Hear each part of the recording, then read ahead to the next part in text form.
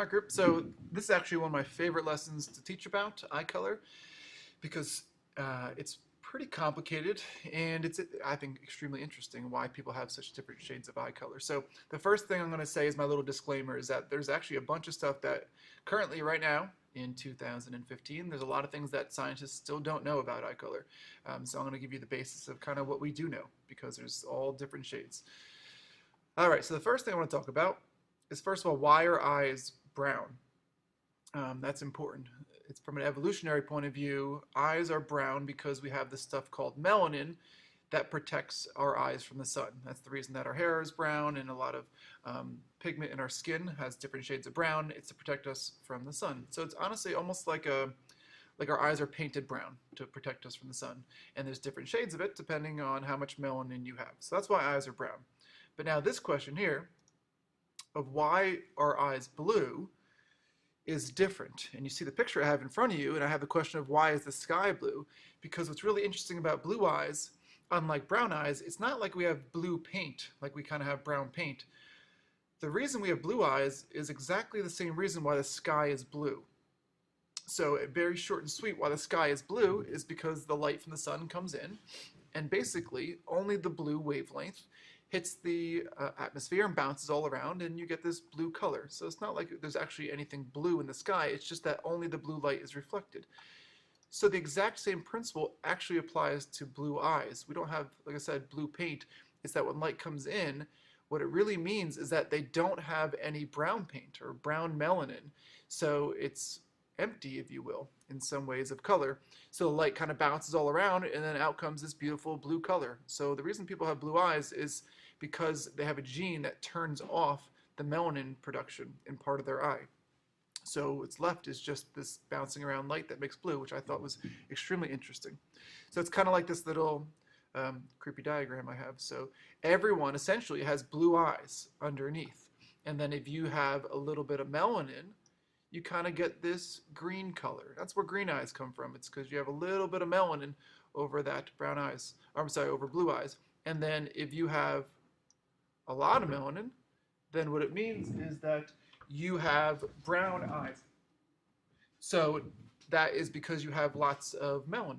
And so really all the eye color really is you start off with essentially blue eyes if you have nothing, green eyes if you have a little bit, and brown eyes if you have a lot. And like I said, there's all different shades and stuff like that that make it more complicated, but that's the general gist of it. So what's interesting as well is about baby's eye color. So I'm going to just use my own daughter. So this is my daughter here at a few months old, and you can see from the picture that she has these dark kind of blue eyes. And this is actually a better picture with better light, and you can see her eyes are blue. And the reason for that is pretty much most Caucasian babies start off with this bluish kind of eyes because they just haven't had the melanin come in yet. So most start off with blue eyes. I know this is a very kind of scary close-up of my child, so sorry about that. But this is her a little bit later, and again, the picture is kind of hard to see, but she has brown eyes now. So a year later, her eyes are nice and brown because her melanin has come in. So babies start off with blue eyes simply because they haven't made the melanin just yet. And there's albinism, or someone who is an albino.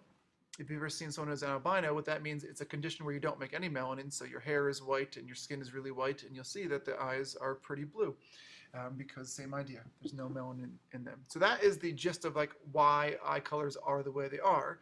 So now what we're going to explore is our Punnett squares with eye colors and our genotypes because it's a little bit different. So here's what you need to know. In our world that we're talking about right now, there's three eye colors. Let's say brown, green, and blue.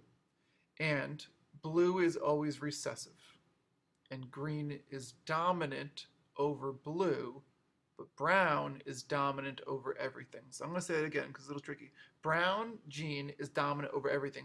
If you have the brown gene in your body, you're going to have brown eyes.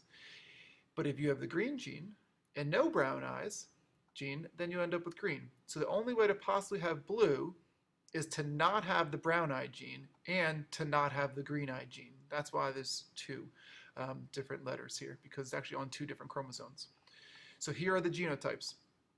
You don't necessarily need to memorize them, but here explains it. So you see anywhere there's a capital B, you're brown.